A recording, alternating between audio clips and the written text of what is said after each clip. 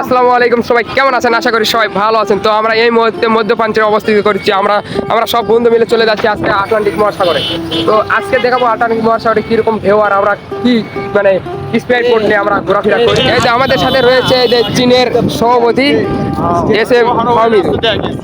তো গাইস, আপনারা শুরুতেই জেনে গেছেন আজকে আমরা কোথায় যাচ্ছি। তো চলুন একসাথে ঘুরে আসি আমাদের গন্তব্যে। তো এটা হচ্ছে দুগলাটির রাজবাড়ি। এইটার ভিডিও আমার ফেসবুক পেজে ছাড়া আছে, যারা দেখোনি দেখে নাও। অবশেষে এসে গেলাম সেই কাঙ্ক্ষিত জায়গায়। চারিদিকে পানি, বাতাস আর প্রকৃতির অসাধারণ সৌন্দর্য। সত্যি বলতে এই দৃশ্যটা দেখার পর মনে হলো, ভাই, প্রেম করার কোনো মানুষ না থাকলেও সমস্যা নেই, প্রকৃতির সঙ্গেও প্রেম করা যায়। আজকের এই ভিডিওতে অনেক হাসির বা মজার মুহূর্ত রয়েছে, শেষ পর্যন্ত না দেখলে বুঝতে পারবেন না। অনেক একটা ফেভারিট ভালো দল এই যে হাসাগাড়ি এখন বর্তমান মিনি কক্সবাজার ব্রিজে এই যে শিহাব মোল্লা চটপটে হাউজের পক্ষ থেকে আপনাদের ধন্যবাদ ও শুভেচ্ছা। সবাই হাসাই গাড়ি আলে অবশ্যই এই চাচার হাতের এই চটপটিটা খেয়ে যাবেন, ভোলার মতো না। চটপটে ফুচকা অবশ্যই খাবেন। আপনাদের জন্য কিছু ফ্রিও সার্ভিস আছে, ইনশাআল্লাহ চলে আসবে। ইনশাআল্লাহ গাইস, আমার গাইস ওরা তো শুনতে পাইলে কি বললো চাচা অলরেডি অফার দিয়ে দিয়েছে। তো আপনারা কবে আসতেছেন কমেন্টে জানাতে ভুলবেন না। তো এই তো ছোট ভাইয়েরা এই নদীতে গোসল করতেছে। তোমাদের মনের অনুভূতি কিরকম দেখে একটি লাভ দাও তো, ক্যামেরার সামনে একটি লাভ দাও। অসাধারণ! ও মাই গড, হাউ রিল্যাক্স! ও অসাধারণ! এবার শুরু হলো আসল অভিযান। উঠে পড়লাম নৌকায় এখন দলের মাঝখানে বাঁধা। এখন মাঝি অনেক চেষ্টা করতেছে এখান থেকে পার করার জন্য।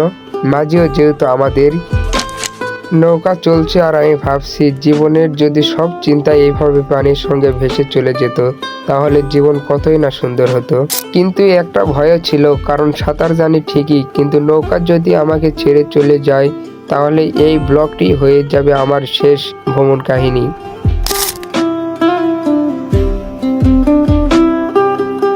নৌকায় ভেসে অবশেষে পৌঁছে গেলাম ওই পারের গ্রামে। গ্রামটার পরিবেশ একদম শান্ত, আমরা করে দিলাম অশান্ত। আমাদের সামনে এত পানি, তাহলে শুধু পানি দেখে লাভ কি? ভাবলাম নেমে পড়ি গোসল করতে। তো কথার সাথে কাজ শুরু। আমরা ইতালির উদ্দেশ্যে রওনা দিছিলাম, কিন্তু একটা আইল্যান্ড দেখতে পেলাম, এখানে বোটটা থামিয়ে এখন আমরা গোসল করতেছি।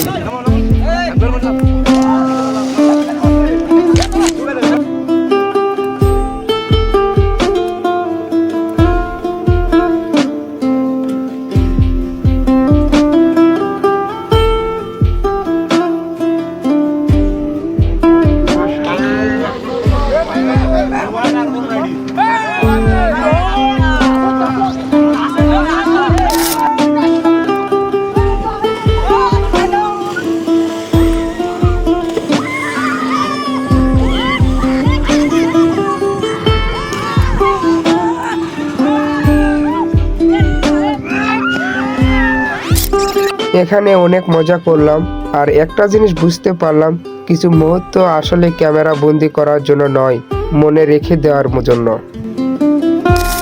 ভ্রমণ শেষের দিকে, কিন্তু মনটা তখনও ওই পানির মাঝেই পড়ে রয়েছে।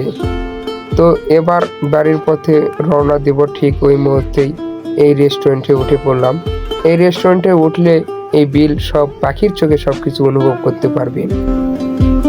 আজকের দিনটা একটা কথাই মনে করিয়ে দিল, সুখ সবসময় বড় কিছুতে থাকে না, কখনো ছোট একটা নৌকায় একটু পানি, কিছু হাসি আর সুন্দর মুহূর্তে সুখ লুকিয়ে থাকে।